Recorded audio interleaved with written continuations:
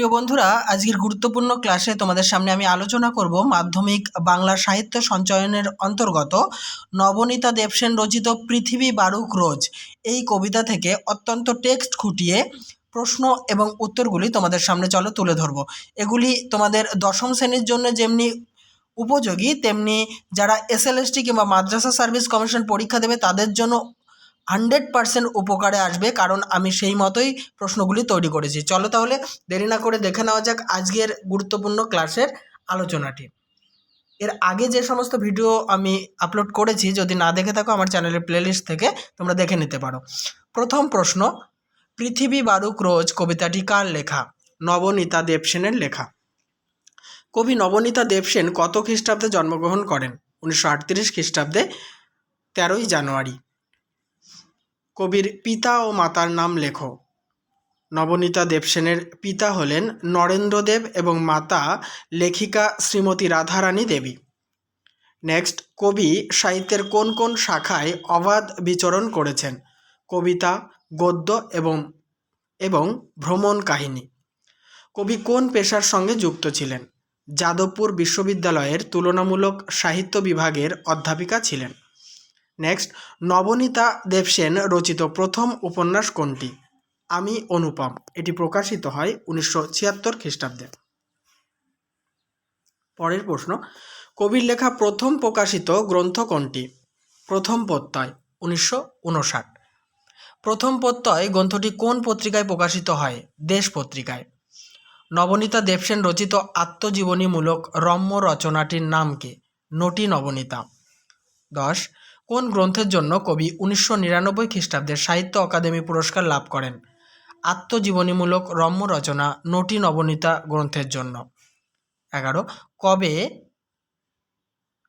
কবি পদ্মশ্রী সম্মানে ভূষিত হন?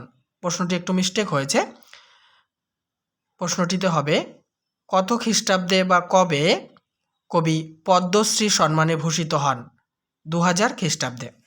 12, কবির মৃত্যু সাল উল্লেখ করো। 2019 খ্রিস্টাব্দের 17ই নভেম্বর।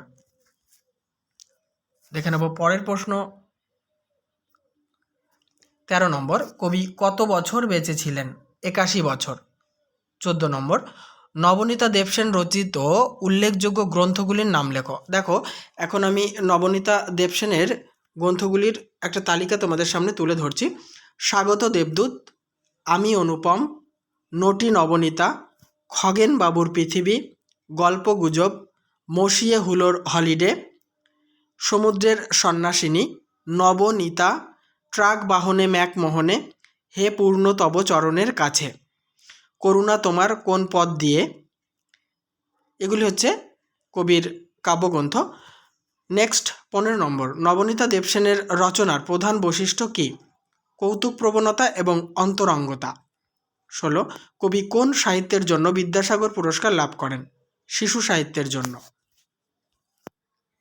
17 নম্বর, পৃথিবী বারুক রোজ কবিতাটি কোন কাব্যগ্রন্থের অন্তর্গত? রক্তে আমি রাজপুত কাব্যগ্রন্থের অন্তর্গত। কবির প্রকাশিত গ্রন্থের সংখ্যা কত? 38। 19, পৃথিবী বারুক রোজ কবিতাটির চরণ সংখ্যা কত? 14। এটি 14 লাইন বিশিষ্ট কবিতা। 20, আলোচ্য কবিতাটি কয়টি স্তবকে বিন্যস্ত? 4টি। 21, বিশ্ব ছোট হতে হতে কেমন আকৃতির না হয়ে যাওয়ার কথা কবি উল্লেখ করেছেন? আবার বলছি, বিশ্ব ছোট হতে হতে কেমন আকৃতির না হয়ে যাওয়ার কথা কবি উল্লেখ করেছেন? হস্তধৃত আমলকির মতো। 22, এ আমার প্রার্থনীয় নয়, কবির কাছে কি প্রার্থনীয় নয়? বিশ্ব ছোট হতে হতে হস্তধৃত আমলকির মতো হয়ে যাওয়া। পরের প্রশ্ন, হস্তধৃত বলতে কি বোঝানো হয়েছে? হাতে ধরা যায় এমন। 24, প্রার্থনীয় শব্দটির অর্থ কী? প্রত্যাশিত। 25, কবিতায় কবি কি প্রত্যাশা করেছেন? পৃথিবীর ব্যাপ্তি প্রত্যাশা করেছেন। নেক্সট, আমি চাই, কবি কি চান? পৃথিবী ছড়িয়ে পড়ুক। 27, কবি তার পৃথিবী কেমনভাবে খুঁজে নিতে চান? পরিশ্রম করে। 28, ব্যপ্ত হও ব্রহ্ম চরাচর, কার উদ্দেশ্যে কবির এই উক্তি? পৃথিবীর উদ্দেশ্যে। 29, ব্রহ্ম চরাচর শব্দটির অর্থ কী? ব্রহ্মমণ্ডলের প্রতিটা অংশে। বন্ধুরা, আমি টেক্সট খুঁটিয়ে এখনও প্রায় 35টা প্রশ্ন উত্তর তোমাদের সামনে আলোচনা করব। তার আগে বলি, অবশ্যই ভিডিওতে কিন্তু লাইক, কমেন্ট এবং শেয়ার করো, আর চ্যানেলটিতে নতুন হলে সাবস্ক্রাইব করে অল করে দিও। কারণ আমি এই চ্যানেলটিতেই প্রায় 1150 ভিডিও আপলোড করেছিলাম, যা তোমাদের সম্পূর্ণ সিলেবাসটাকে কভার করেছিল, কিন্তু আমার চ্যানেলটি হ্যাক হয়ে যাওয়ায় 1150 ভিডিওই পার্মানেন্টলি ডিলিট করে দেওয়া হয়েছে। তাই আমি পুনরায় হার্ডওয়ার্ক করে চাইছি তোমাদের সামনে সমস্ত তোমাদের সাবজেক্টের সমস্ত সিলেবাস অনুযায়ী ভিডিওগুলি পৌঁছে দেওয়ার। তাই অবশ্যই আগেকার মতোই সাপোর্ট করতে থাকো, আর ভিডিওতে লাইক, কমেন্ট এবং শেয়ার করো, আর চ্যানেলে নতুন হলে কিন্তু সাবস্ক্রাইব করে অল করে দিও, কারণ তোমাদের সিলেবাস অনুযায়ী প্রতিনিয়ত আমি ভিডিও আপলোড করে চলেছি। 30 নম্বর, আকীর্ণ ছড়িয়ে পড়ো আরও আরও নিঃসীম সময়। আকীর্ণ শব্দের অর্থ কী? সমৃদ্ধ বা ছড়ানো। নিঃসীম অর্থ লেখো। নিঃসীম মানে হচ্ছে সীমাহীন। কবি কেমন পৃথিবী প্রত্যাশা করেছেন? অনন্ত বিস্তৃত এবং অফুরান পৃথিবী প্রত্যাশা করেছেন। 33, পৃথিবীকে বর্ধিষ্ণু হতে বলে কবি কেমন আকৃতির হতে চেয়েছেন? ছোট। পৃথিবীকে বলেছেন বৃদ্ধি পেতে, কিন্তু নিজে ছোট হতে চেয়েছেন। 34, কবি ছোট হতে হতে কার মতো হবেন বলে ইচ্ছা প্রকাশ করেছেন? একগুচ্ছ রেশমের মতো।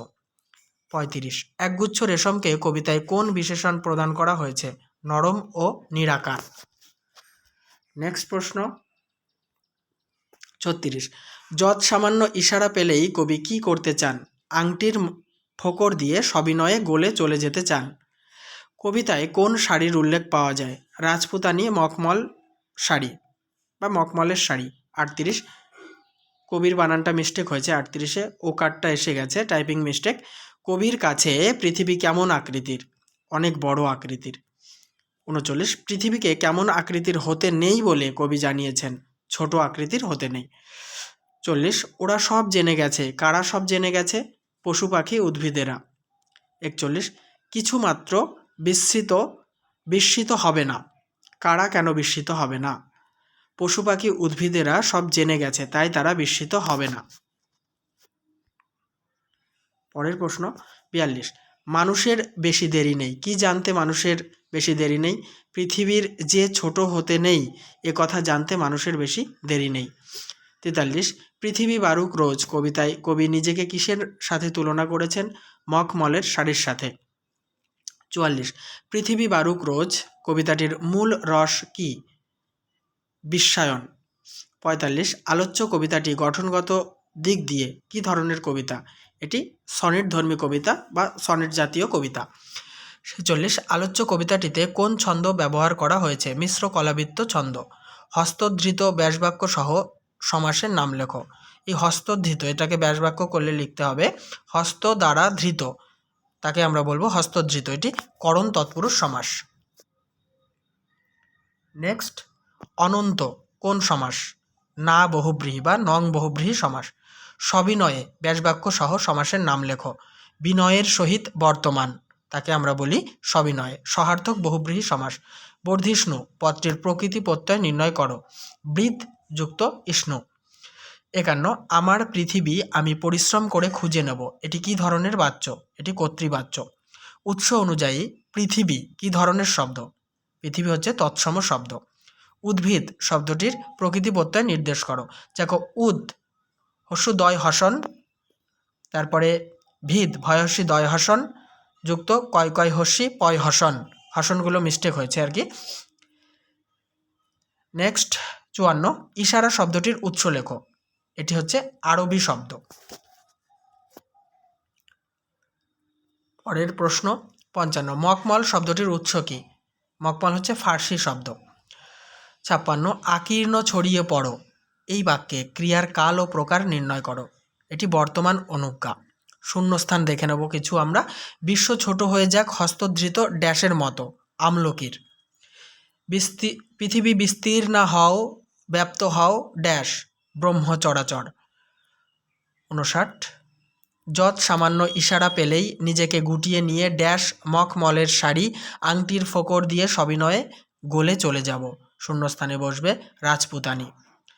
60, ওরা সব জেনে গেছে ড্যাশ বেশি দেরি নেই। শূন্যস্থানে বসবে মানুষের। তাহলে বন্ধুরা এই আলোচনার সঙ্গে সঙ্গে আজকের এই কবিতাটি থেকে একদম টেক্সট খুঁটিয়ে প্রশ্নোত্তর আলোচনা সমাপ্ত করলাম। আশা করছি তোমাদের 100% উপকারে আসবে। চ্যানেলটিতে নতুন হলে সাবস্ক্রাইব করে অল করে দিও। আর কেমন লাগছে আমার আলোচনা অবশ্যই কিন্তু কমেন্ট করে জানাতে ভুলো না। আর পুরনো সমস্ত ভিডিও দেখার জন্য আমার চ্যানেলের প্লেলিস্টে চলে যাও, সমস্ত কিছু পার্ট পার্ট করে আলাদা ফোল্ডার করা আছে।